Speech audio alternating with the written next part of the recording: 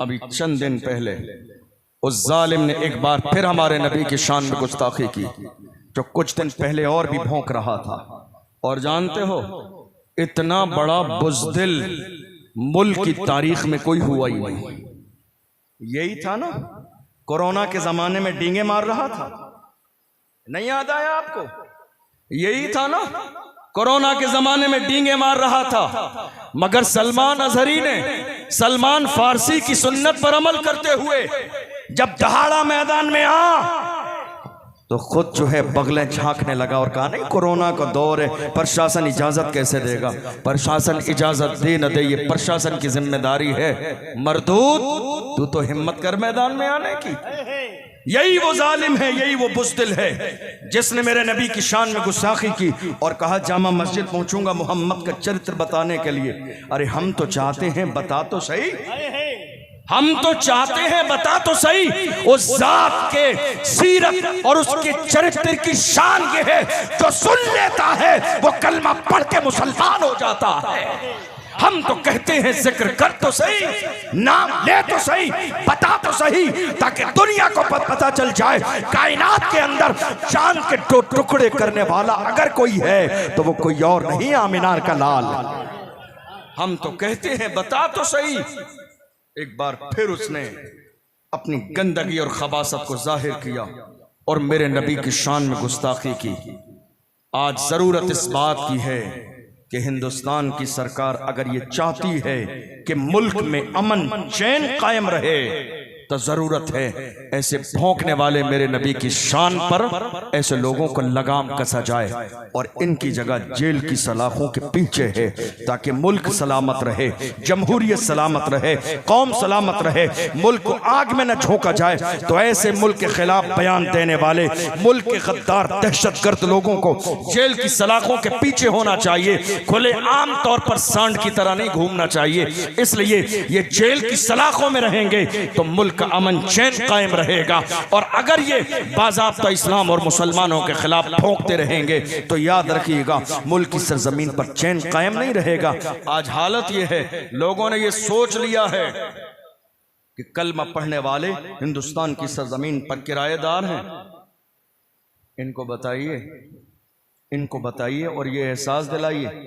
आज कई बार ऐसा होता है ना, बहुत सारे लोग हमारे परेशान हो जाते हैं, कहते हैं हजरत सब तरफ हमारी बात हो रही है, सोशल मीडिया पर हमारी बात, इलेक्ट्रॉनिक मीडिया पर हमारी बात, प्रिंट मीडिया पर हमारी बात, चैनल पर डिबेट हमारे बारे में, हर जगह हमारी बात। कभी नमाज के मसले, कभी निकाह के, कभी तलाक के, कभी खुला के, कभी इद्दत के, कभी वक्फ के, हर तरफ हमारी बात। मैं कहता हूँ ऐ हुजूर के आशिकों, घबराओ नहीं, बात उन्हीं की होती है जिनमें कोई बात होती है। घबराओ नहीं, परेशान न हो, वो दिन जरूर आएगा, तुम अपनी माथे की आंखों से देख लेना, वो दिन जरूर आएगा जब इस्लाम के दुश्मन नीज तो नाबूद हो जाएंगे, दुनिया के हर कोने पर रसूलुल्लाह के इश्क का झंडा लहराएगा। वो दिन जरूर आएगा, हम रहें या ना रहें, अल्लाह का फजल है मेरा इस्लाम रहेगा। मैं रहूं या ना रहूं पर मेरा कुरान रहेगा, मैं रहूं या ना रहूं मुस्तफ़ा के नाम के चर्चे रहेंगे। और उनका जिक्र कितना बुलंद है, अर्श पे ताजा छेड़छाड़, फर्श पे तुरफा धूम धाम, कान जिधर लगाइए तेरी ही दास्तान है। दुनिया ये सोच रही है कि हमारे इरादे कमजोर पड़ गए हैं, दुनिया ये सोच रही है कि नाम मोहम्मद पर अपनी जान देने वाले लोगों के आज तरीके बदल गए हैं, अंदाज बदल गए हैं। अल्लाह का एहसान है जिनके हाथों में मारहरा मुतहरा का दामन हो, जिनके हाथों में बरेली का दामन हो, जिनके हाथों में मसौली शरीफ का दामन हो, जिनके हाथों में बिलग्राम शरीफ का दामन हो, जिन्होंने अहसनुल उलमा का चेहरा देखा हो, जिन्होंने अमीने मिल्लत सरकार के दामन को थाम लिया हो, जिन्होंने रफीक मिल्लत का फैज़ पाया हो, वो हुजूर की गुस्ताखी पर कभी समझौता नहीं कर सकते। हुजूर के गुलाम बरेली से मोहब्बत रखने वाले दुश्मनाने इस्लाम की आंखों में आके डाल के कहते हैं हर जफा हर सितम गवारा है, इतना कह दे कि तू हमारा है। नारे तकबीर, नारे रिसालत, मसलके आला हजरत, खतीबे हिंदुस्तान, हुजूर रफीक मिल्लत, नारे तकबीर, सुभान अल्लाह सुभान अल्लाह सुभान अल्लाह। क्या बात है। दुनिया ये सोच रही है कलमा पढ़ने वाले खामोश क्यों हैं? हम खामोश नहीं हैं, खामोश नहीं हैं, देख रहे हैं कि कुत्ते अभी कितने दिन और भौंकेंगे। हम देख रहे हैं कुत्तों के गले में अभी कितना दम है भौंकने के लिए। मैं कहता हूं भौंकने वालों कुत्तों भौंकते रहो, तुम्हारे भौंकने से मेरे रसूल की अजमत पर कोई फर्क आने वाला नहीं है, तुम्हारे चिल्लाने से हुजूर की शान पर कोई फर्क पड़ने वाला नहीं है, तुम्हारे बकवास करने से पैगंबर की शान कम होने वाली नहीं है, तुम्हारे चीखने चिल्लाने से मेरे नबी का जिक्र मिटने वाला नहीं है। बरेली से आवाज आ रही है, रहेगा यूं ही उनका चर्चा रहेगा यूं ही उनका चर्चा रहेगा। बड़े खाक हो जाएं जल जाने वाले, हश्र तक डालेंगे हम पैदाइश मौला की धूम, मिस्ल फारस नजद के किले गिराते जाएंगे। खाक हो जाएं अदू जलकर मगर हम तो रजा, दम में जब तक दम है जिक्र उनका सुनाते जाए। सुभान अल्लाह सुभान अल्लाह सुभान अल्लाह। हिंदुस्तान की सरजमीन पर आज हाल ये है आज कुत्ते भौंकने लगे हैं और वो ये सोच रहे हैं कलमा पढ़ने वाले कुछ बोलेंगे नहीं। पहली बात तो ये है हम इन भौंकने वाले कुत्तों को इस काबिल समझते ही नहीं है कि इन्हें मुंह लगाया जाए।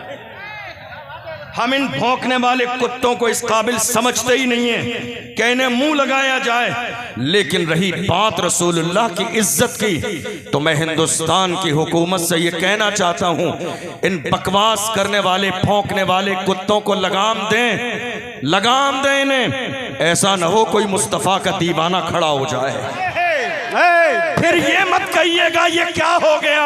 याद रखिएगा पानी अब सर से ऊपर हो चुका है। हुजूर के गुलाम हर चीज में समझौता कर सकते हैं, अगर समझौता नहीं होगा तो हुजूर की इज्जत पे समझौता नहीं होगा, नामूस रिसालत पे समझौता नहीं होगा, नाम मोहम्मद पे समझौता नहीं होगा, हुजूर के इश्क पर समझौता नहीं होगा। हम पूरी दुनिया के सामने ऐलान करके यही कहते हैं कि मोहम्मद से वफा तूने तो हम तेरे हैं, ये जहां चीज है क्या लौह कलम तेरे हैं। कुव्वते इश्क से हर पस्त को बाला कर दे, दहर में इसमें मोहम्मद से उजाला कर दे। मोहम्मद की मोहब्बत दीन हक की शर्त अव्वल है, इसी में हो अगर खामी तो सब कुछ नामुकम्मल है। सुभान अल्लाह सुभान अल्लाह।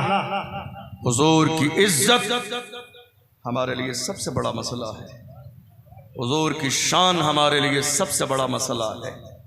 तुमने ये सोचा भी कैसे था कि तुम बकवास करोगे और हुजूर के गुलाम खामोश रहेंगे?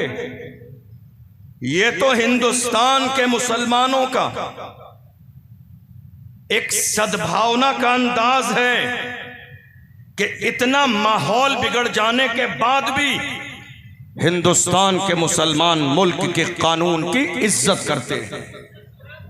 इतना माहौल खराब हो जाने के बाद भी हिंदुस्तान के मुसलमान आज भी मुतालबा हुकूमत से कर रही हैं कि इन्हें लगाम दिया जाए, वरना मुसलमानों को अगर हिंदुस्तान के कानून पर यकीन न होता तो बड़े नहीं छोटे छोटे बच्चे इन भौंकने वाले कुत्तों को सबक सिखा देते।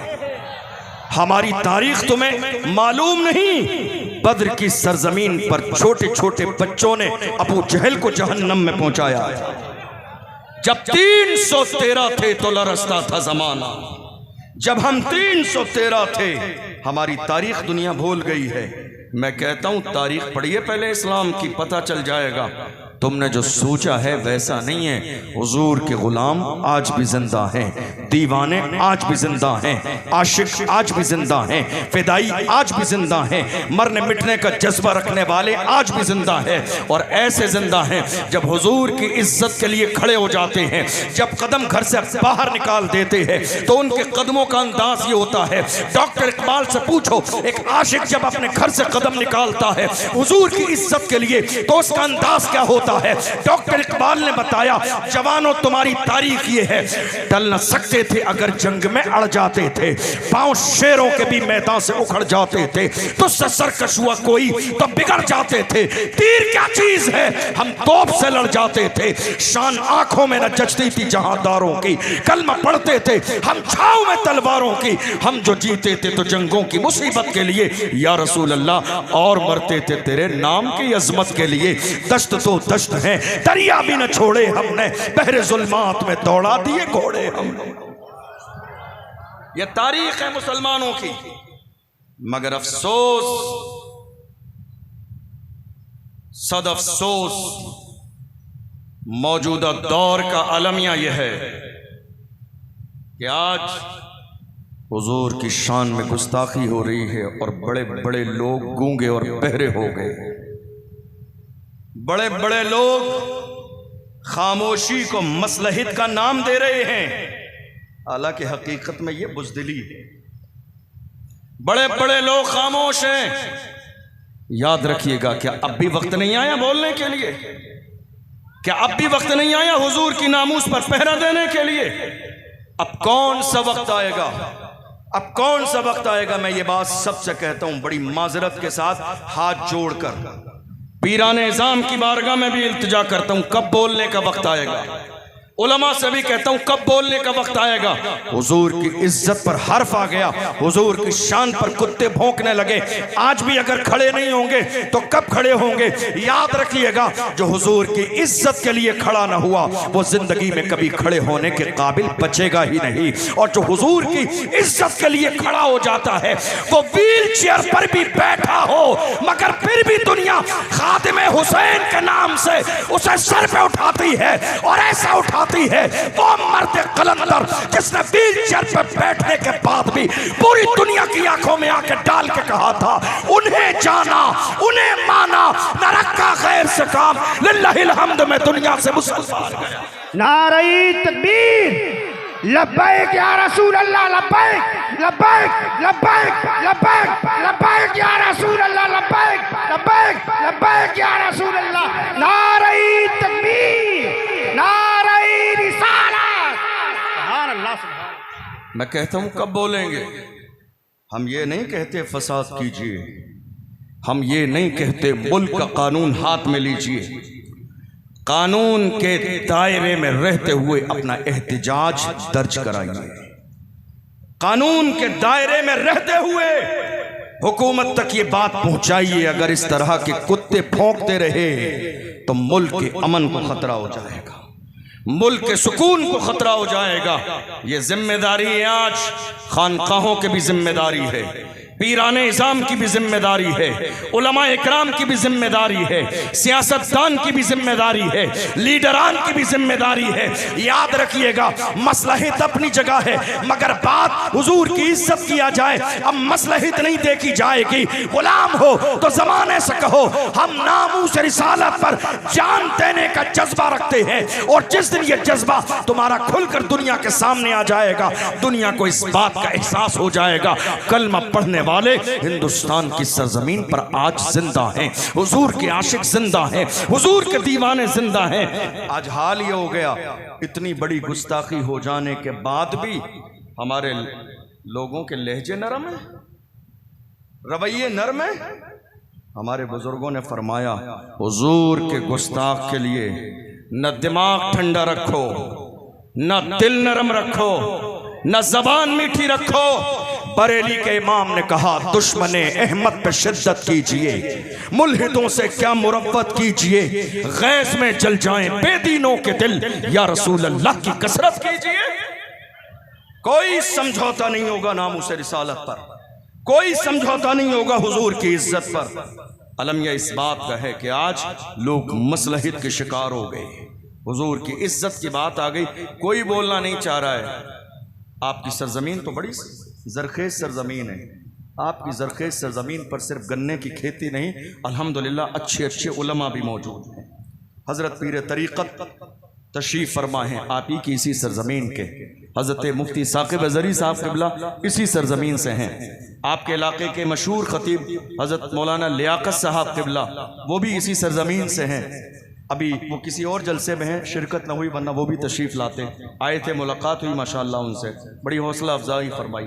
और भी ये बड़े बड़े जिम्मेदार उलमा बैठे, आपकी इसी सरजमीन से हैं। मैं आपसे कहना चाहता हूँ, ज़िंदगी में ये अहद कर लीजिए, हुजूर की जब इज्जत की बात आएगी तो हम समझौता नहीं करेंगे, नामूस रिसालत की बात आएगी तो समझौता नहीं होगा। और एक बात और भी, अपने नाम के लिए मत परेशान होइए, अपने नाम के लिए नहीं, हुजूर के नाम के बारे में सोचिए। हुजूर के नाम के बारे में सोचेंगे, आपका नाम तो हो ही जाएगा। खादिम हुसैन रज़वी को कौन जानता था? सलमान अजहरी को कौन जानता था? अशरफ जिलानी को कौन जानता था? मेरी शोहरत, मेरी इज्जत बाप दादा की वजह से नहीं है। हम तो बड़े फख्र के साथ कहते हैं, जब तक बिका न था तो कोई पूछता न था, तुमने खरीद के मुझे अनमोल कर दिया। सुभान अल्लाह, सुभान अल्लाह। हमारी इज्जत हुजूर के नाम की वजह से है।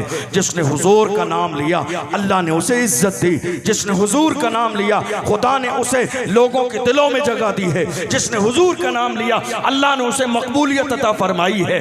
अपने नाम के लिए मत लड़िए, हुजूर के नाम की बात कीजिए, हुजूर के नाम की बात। आज हिंदुस्तान की सरजमीन के हालात कैसे कैसे हैं, मैं बड़े हाथ जोड़कर अपने उलमा से भी कहता हूँ, ये जलसे के पोस्टर में जो लड़ाई होती है ना, मेरा नाम छोटा डाल दिया और मेरा नाम बड़ा डाल दिया, मेरा नाम मुंह पर है और मेरा नाम नीचे है, मेरे अलकाब कम हैं, मेरे अलकाब ज़्यादा हैं। माफ़ी के साथ कहता हूँ, किसी पर तंज नहीं है। पूरे मुल्क के तमाम अपने स्टाफ के लोगों से हाथ जोड़ के माफ़ी चाहते हुए गुजारिश करता हूँ, आज मेरे नाम की बात नहीं, आज मामला हुजूर के नाम का है।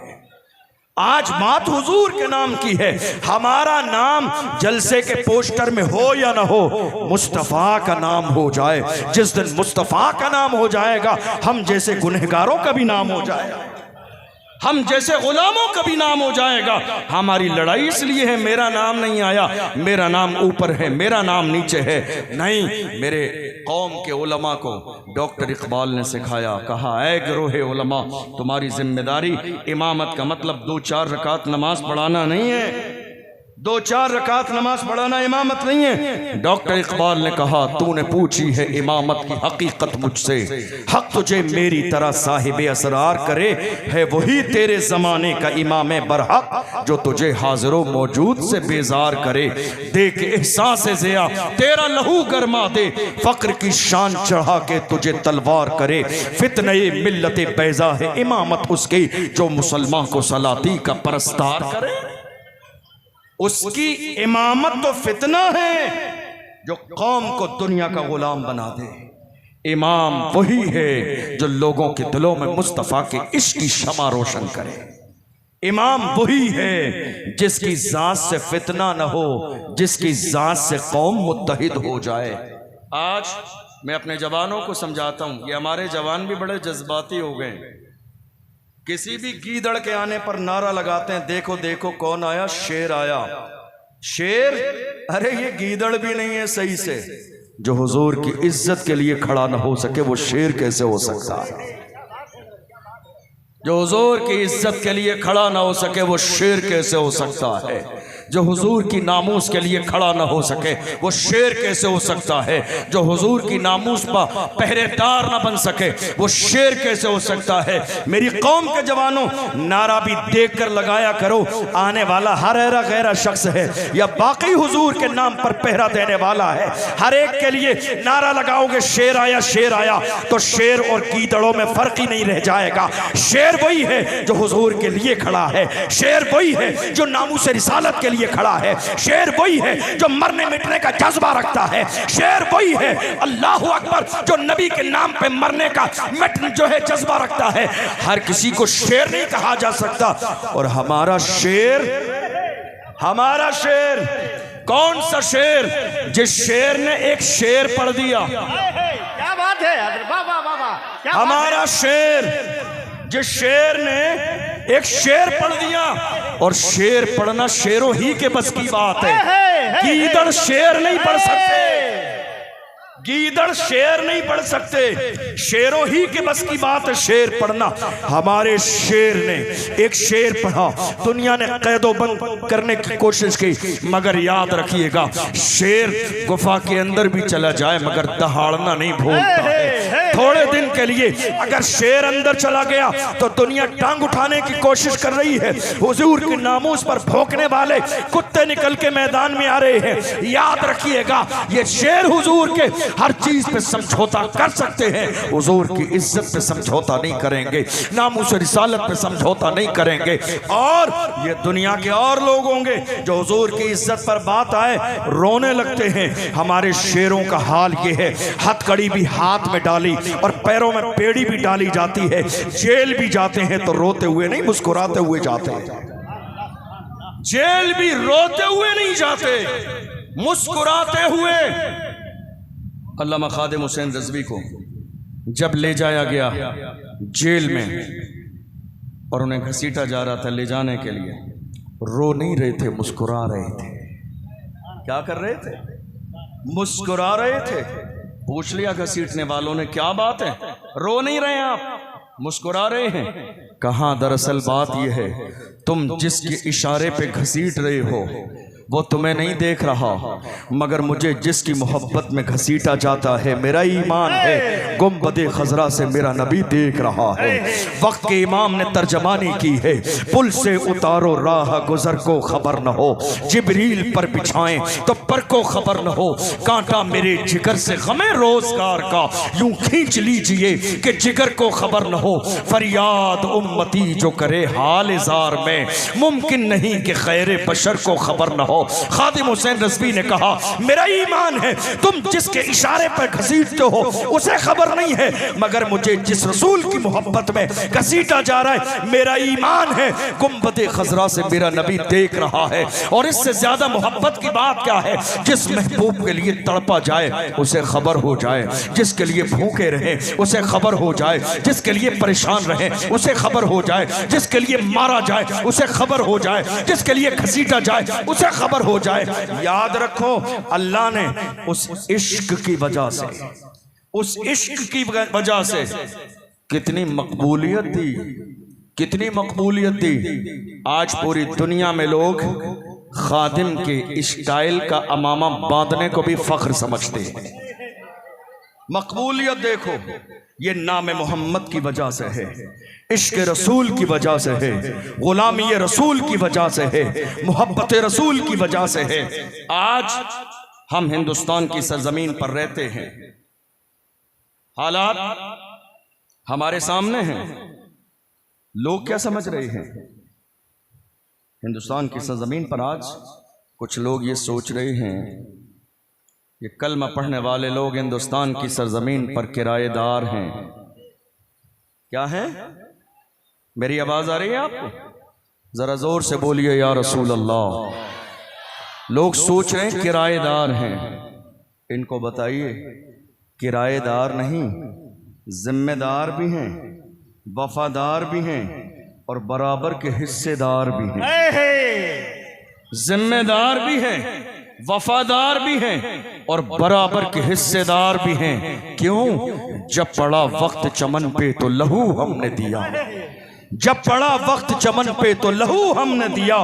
आज कहते हो कि गुलशन में तेरा काम नहीं, अरे हम भी तामीर वतन में हैं बराबर के शरीक, दरो दीवार अगर तुम हो तो बुनियाद है हम। हिंद को नाज है जिस पर वो निशानी हम है, ताज और लाल किले के यहाँ बानी हम हैं। न घबराओ मुसलमानों खुदा की शान बाकी है, अभी इस्लाम जिंदा है, अभी कुरान बाकी है। ये दुश्मन क्या समझते हैं जो अपने दिल में हंसते हैं, और बल्कि ये भी कहा जा सकता है ये कुत्ते क्या समझते हैं जो अपने दिल में हंसते हैं। अभी तो करबला का आखिरी मैदान बाकी है। हिंदुस्तान की सरजमीन पर मुसलमान किराएदार नहीं, मगर अफसोस मौजूदा दौर में हमारे ही दरमियान, हमारी ही कौम में अपने कौम की दलाली करने वाले लोग पैदा हो गए। अफसोस कि हमारे ही दरमियान कौम के अंदर मुखबरी करने वाले मुखबिर पैदा हो गए। हमारे ही दरमियान अपनी कौम की इज्जत का सौदा करने वाले पैदा हो गए। अफसोस के हमारे ही दरमियान आस्तीन के सांप पैदा हो गए, जिनका रवैया ये है, ये भी सही वो भी सही, ये भी सही वो भी सही। हमारे बुजुर्गों ने फरमाया, दो रंगी छोड़ दे एक रंग हो जा, दो रंगी छोड़ दे एक रंग हो जा, सरासर मोम या फिर संग हो जा, या तो मोम बन या पत्थर बन, मुनाफिका छोड़ दे। आज कौम की इज्जत का सौदा करने के बाद कुछ लोग सोचते हैं नहीं साहब, परेशानी का वक्त आएगा तो मुझे बख्श दिया जाएगा।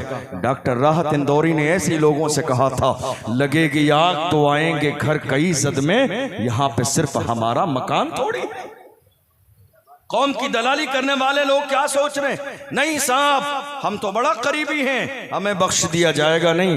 दुनिया ये समझ गई है, जो कौम का न हुआ वो हमारा कैसे हो सकता है, जो अपनों का न हुआ वो हमारा कैसे हो सकता है।